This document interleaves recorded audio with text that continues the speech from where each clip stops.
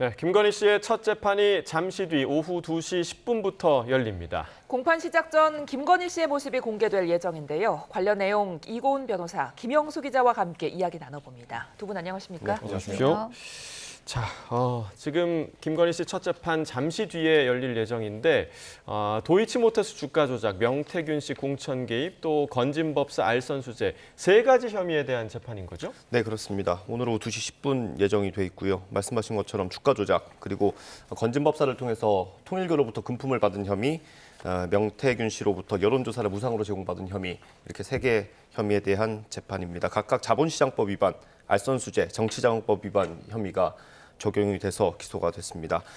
지난달 29일 특검이 김건희 씨를 구속 기소했죠. 이후에 첫 공판이 열리는 겁니다. 보통 정식 재판이 열리기 전에 준비기일 같은 걸 거치게 되거든요. 앞으로 재판을 어떻게 진행할지, 증인은 또 언제 부를지 이런 것들을 조율을 하게 되는데 준비기일 없이 이번에 정식 공판이 바로 잡혔습니다.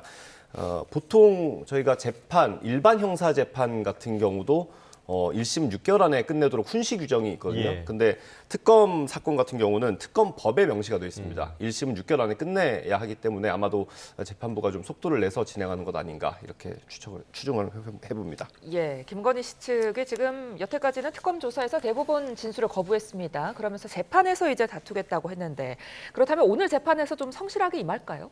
오늘은 주로 피고인에 대한 인정 신문이 이루어지는 것이고요. 또 검사가 공소 요지를 이제 낭독하게 됩니다. 특검에서 어떠한 내용으로 이 김건희 씨에 대해서 기소를 했는지 그 요지를 낭독하게 되면 일단 이 혐의 사실에 대한 인정 혹은 부인 여부에 대한 자신의 입장을 피고인 측에 밝혀야 되는데요. 그런데 이 김건희 씨 측에서 계속해서 준비 기일을 요청했던 이유가 우리가 아직 특검으로부터 증거 기록을 넘겨받지 못했기 때문에 준비 기일이 필요하다라는 취지로 주장했었습니다. 따라서 아직까지 아마 증거 기록에 대한 열람 복사 내지는 검토가 이루어지기 전이다라고 추측해 볼 수 있는데요. 그렇기 때문에 아마 혐의 사실에 대한 인부를 밝히라고 하면 이 김건희 씨 입장에서는 이 부분에 대해서는 증거 기록 열람 복사 후에 우리가 검토하고 말씀드리겠다. 빠른 기일을 좀 속행해달라라는 취지로 기일을 한 번 더 속행을 요청할 가능성이 크지 않을까 싶습니다. 예. 자, 지금 전직 영부인이 재판에 넘겨진 게 헌정사 최초입니다. 오늘 김건희 씨의 모습이 공개될 거다라는 소식이 전해지면서 더 지금 관심이 모아지고 있는 건데 어느 정도 모습이 공개될 거라고 예상하십니까? 이게 재판부 재량이기 때문에 일단 재판이 시작돼봐야 정식 재판이 시작되는 건 아니지만 재판부가 어느 정도 공개할지는 좀 지켜봐야 하는 상황입니다. 이게 지금 이 소식을 전해드리기 전에 좀 개념 정리를 해보면 촬영 신청을 받아들여진 것과 중계는 별개입니다. 중계는 저희가 헌법재판소 탄핵 심판이 모두 공개됐던 것처럼 전부 다 공개됐잖아요. 전부 다 공개된 걸 저희가 앞으로 뉴스를 전해드릴 때는 중계라는 표현을 많이 쓰게 될 거고요. 이번에 김건희 씨 재판의 영상을 저희가 볼 수 있는 건 촬영 신청이 받아들여진 겁니다. 그러니까 정식 재판이 시작되기 전에 잠깐 이렇게 촬영을 할 수 있도록 저희가 말할 때는 스케치라고 하는데 잠깐 이제 김건희 씨의 모습을 촬영을 할 수 있도록 재판부가 허락을 해준 거고요. 통상 아마 김건희 씨가 이제 재판정으로 들어오고 피고인석에 앉아 있고 그 과정이 조금 공개가 될 것 같은데 5분 안팎이지 않을까 예상을 해봅니다. 그렇게 길진 않을 겁니다. 재판을 또 시작해야 되기 때문에 많은 시간이 할애되진 않을 것 같습니다. 예, 구속 심사 이후에 이제 김건희 씨가 공개석상에 나오는 건 처음이 될 텐데 재판부가 이런 법정 촬영을 허가하는 기준이 따로 있는 겁니까? 아까 말씀드린 것처럼 촬영 신청을 허가하는 것과 중계는 다른 겁니다. 촬영 신청 허가 같은 경우는 법원의 법정 방청 및 촬영 등에 대한 규칙이라는 게 있습니다. 이건 이제 뭐 중요한 사건의 경우에 재판부가 신청을 받아서 공개할 수 있도록 돼 있는 것이고요. 이것에 근거해서 오늘 재판부가 김건희 씨의 재판 모습을 허락한 겁니다. 중계 신청 같은 경우는 특검법에 나와 있습니다. 이번에 개정이 되면서 김건희 특검 같은 경우도 중계 신청을 할 수 있게 됐죠. 이제 공포만 앞두고 있고요.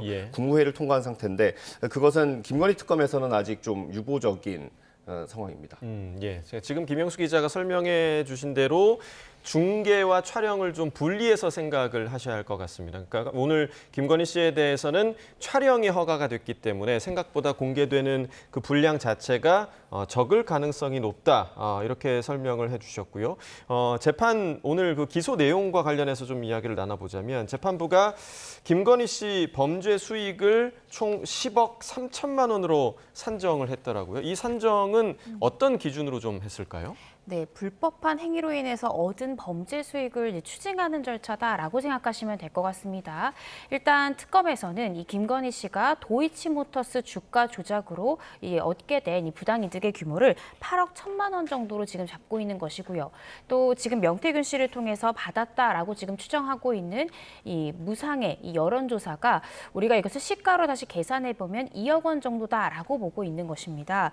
뿐만 아니라 지금 이 건진법사 전성배 씨를 통해서 수수했다라고 지금 이야기가 되고 있는 명품백이랄지 다이아몬드 목걸이랄지 이런 것들에 대한 가액도 약 8천만 원 상당이다라고 지금 특정하고 있어서 총 지금 불법하게 수취한 범죄 수익의 규모를 현재 특검에서는 10억 3천만 원으로 산정을 해서 추징보전 청구를 한 겁니다. 추징보전 청구를 해놓게 되면 일종의 가압류를 하는 효과처럼 되어서 임의로 이 부분에 대해서 함부로 재산을 처분하거나 할 수 없도록 하는 보전 처분을 해놓은 것이다라고 이해하시면 될 것 같습니다. 예.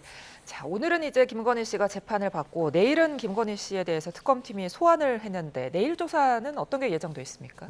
내일 조사는 그 많이 언급이 됐던 김건희 씨 오빠의 장모님 집에서 발견됐던 이후한 그림이요? 화백의 그림과 예. 관련된 조사입니다.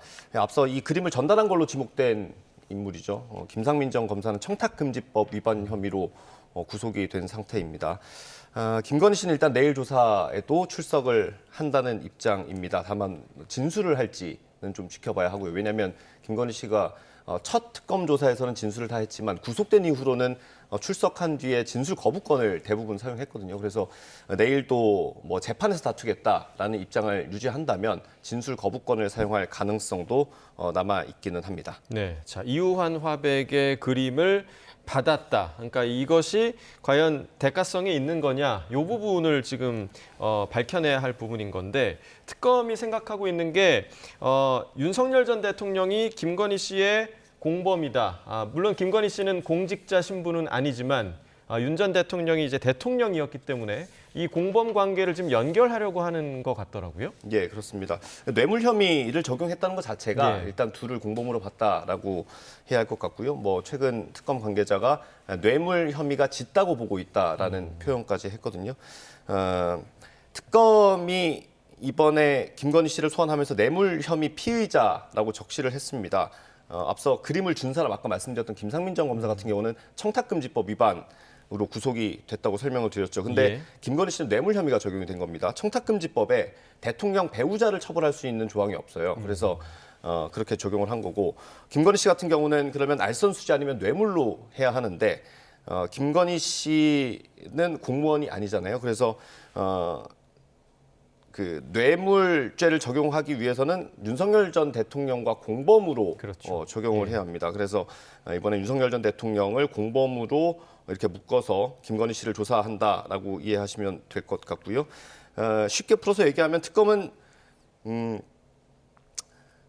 이 이후한 화백의 그림을 받고 윤석열 전 대통령과 김건희 씨가 김상민 전 검사의 공천이나 국정원 법률특보로 임명하는데 좀 영향을 미친 거 아니냐 이렇게 의심하고 있는 걸로 보면 될 것 같습니다. 예. 자, 관련해서 김건희 씨와 윤 전 대통령이 공범 관계다라는 전제가 있다면 특검이 윤 전 대통령에 대해서도 조사를 좀 해야 될 텐데 언제쯤 소환할까요? 조사를 해야 할 겁니다. 사실 언제 시기를 좀 특정하기는 어려울 것 같고요.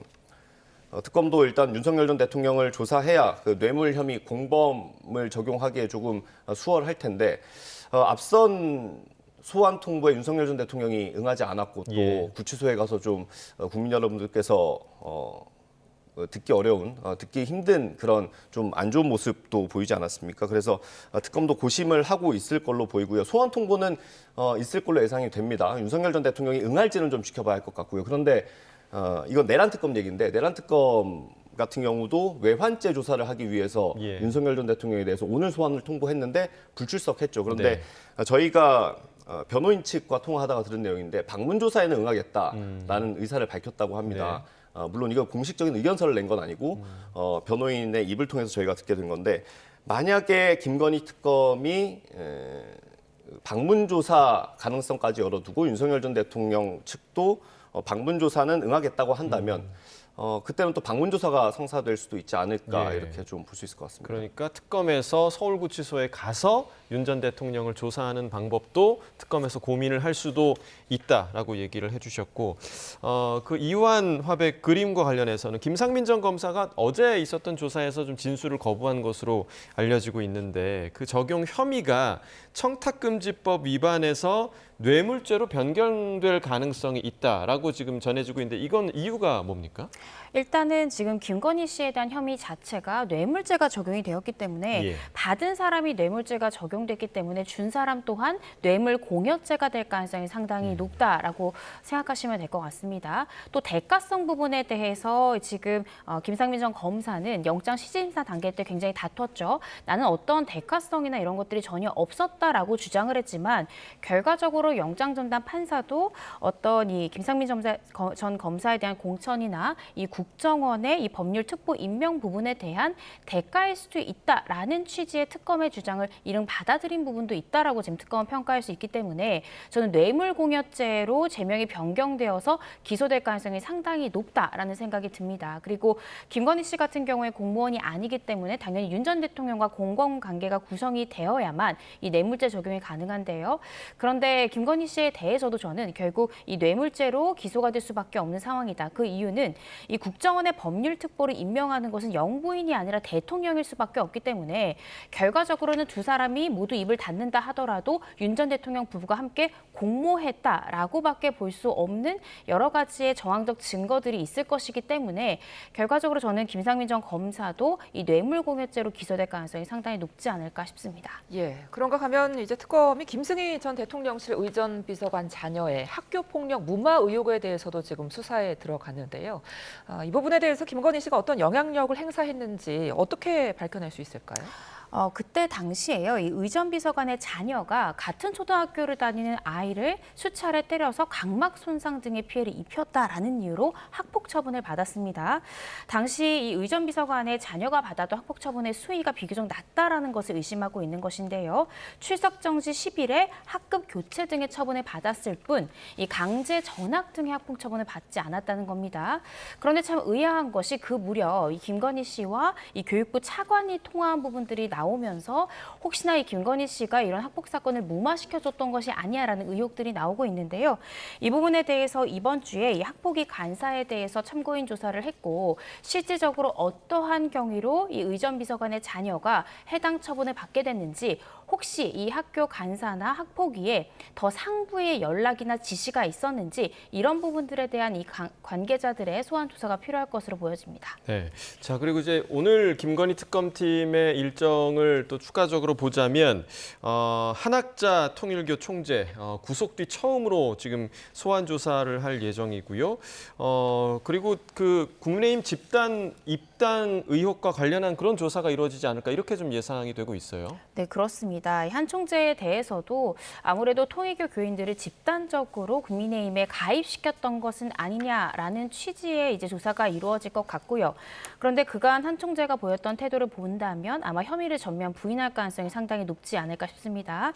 지금 현재 특검에서는 이 국민의힘 명부 중에 약 10만 명 상당의 통일교인의 명부를 확보했다는 것이고요. 그러면 이렇게 많은 숫자가 어떠한 경위로 국민의힘에 가입되게 된 것인지 이런 부분들에 대해서 한 총재에게 직접 물어볼 것으로 보여집니다. 예. 관련해서 국민의힘에 대해서 압수수색이 좀 추가로 이뤄질 가능성도 있을까요? 저는 충분히 있다고 생각이 들고요. 지금 특검에서는 중지된 상태다라고 표현을 했습니다. 그래서 네. 이 부분에 대해서 이 명단 확보는 됐지만 구체적인 정보 확인이나 또 중간에 혹시 서버에 대한 어떤 일정 부분 수정을 가했는지 이런 것들을 확인하기 위해서라도 한 번 더 시도할 가능성은 있지 않을까 싶습니다. 네. 자, 그리고 오늘 권성동 의원에 대한 소환도 있다고 하더라고요. 네, 권성동 의원에 대한 소환을 통보한 상태이고요. 그게 오후 1시, 얼마 안 남았네요. 예. 오후 1시인데 실제로 출석할지는 좀 봐야 할 것 같습니다. 어제도 소환 통보를 했는데 권성동 의원 같은 경우는 응하지 않았죠. 이미 진술할 만큼 예. 진술했다라는 취지로 의견서를 내고 출석을 하지 않았습니다. 근데 특검 입장에선 사실 권성동 의원에 대한 조사가 그 1억 원 수수 혐의 말고 또 추가로 있을 겁니다. 왜냐하면 구속영장에 1억 원 외에 추가로 수수한 의심이 든다라고 적시를 했었기 때문에 예. 아마 권성동 의원에 대한 조사가 꼭 필요할 텐데 오늘도 아마 좀 안 나올 가능성이 높지 않을까 추측을 해볼 수 있을 것 같고요. 그 다음 스텝을 또 특검이 고민해봐야 할 것 같습니다. 예. 자, 이런 상황 속에서 김건희 특검팀이 수사 기간을 연장했는데요. 향후 어떤 수사에 좀 집중할까요? 지금 김건희 특검팀에서는 수사할 부분이 굉장히 많습니다. 지금 현재 오늘 이제 첫 번째 기일이 열릴 이 김건희 씨에 대해서도 관련된 사건들 추가로 수사해야 될 부분들이 많기 때문에요. 오늘 소환을 이제 내일 소환이 예정된 이후한 화백에 대한 지금 이 그림이 넘어간 이 부분에 대한 수사도 필요한 것이고 또 권성동 의원 등 관련된 추가 수사할 부분들이 굉장히 많기 때문에 순차적으로 수사를 마무리하면서 기소하는 수순을 밟지 않을까 싶습니다. 네. 자, 그리고 이제 내란 특검 이야기도 좀 해보면요. 윤 전 대통령 측에서 26일에 열리는 내란 특검 체포영장 집행방해 혐의 재판에 출석을 하기로 했다. 이런 소식이 전해졌습니다. 사실 윤 전 대통령 측이 지금 뭐 계속해서 소환 조사에 응하지 않고 있는 그런 상황인데 이 재판에는 또 출석하기로 했다. 이 이유는 좀 어디에 있을까요? 예측하기는 어렵습니다만 뭐 말씀하신 것처럼 윤석열 전 대통령이 구속된 이후로는 내란 재판에는 단 한 번도 안 나왔고요. 예. 수사에도 일체 응하지 않았었죠.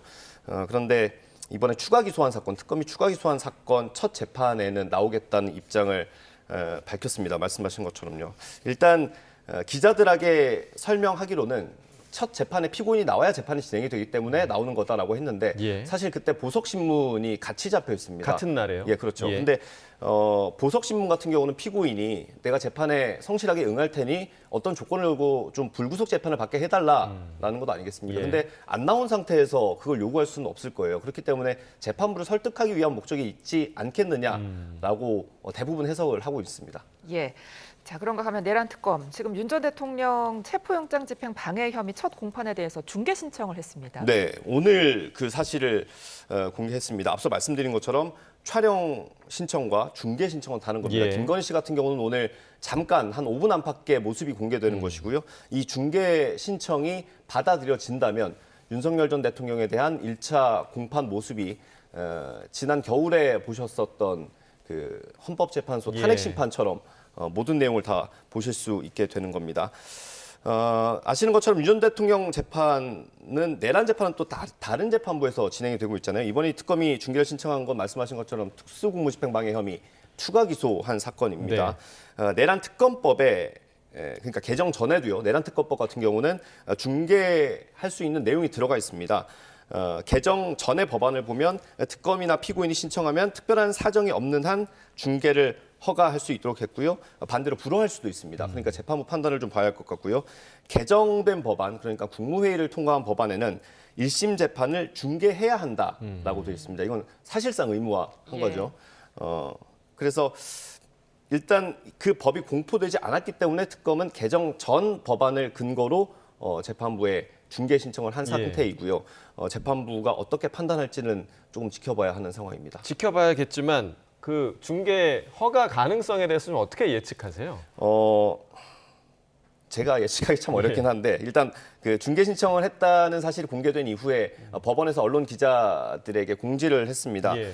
내일 오후에 특검 재판 중개 영상을 어떻게 언론에게 공개할지 논의를 하겠다고 합니다. 예. 근데 이게 26일 재판에 대한 영상을 공개하기 위한 것인지 아니면 특검이 앞으로도 계속 중개 신청을 할 가능성이 높은 상황 아닙니까? 특히 뭐 내란 특검법 같은 경우는 사실상 의무화했기 때문에 이 영상을 어떻게든 제공을 해야 하는 상황이잖아요. 그래서 앞으로 상황에 대비한 것인지 아니면 26일에 대비한 것인지 그거는 좀 불명확하기 때문에 재판부 판단을 일단 지켜보시면 좋을 것 같습니다. 네. 예. 중개 허가 가능성 관련해서는 전 허가할 가능성이 좀 더 높지 않을까 싶습니다. 그 이유가 지금 첫 번째 재판입니다. 예를 들어 증인신문기일 같은 경우에는 다음 기일에 있을 증인들이 미리 앞선 증인들의 증언을 들을 수도 있기 때문에 이런 부분들에 대해서 불허의 필요성이 있을 수 있지만 첫 기일 같은 경우에는 사실상 이 증거에 대한 의견이랄지 또 보석신문 과정이라든지 이런 일반적인 절차를 수행하는 것이기 때문에 어떤 증인 간의 말맞추기가 가능성을 차단해야 된다라는 등의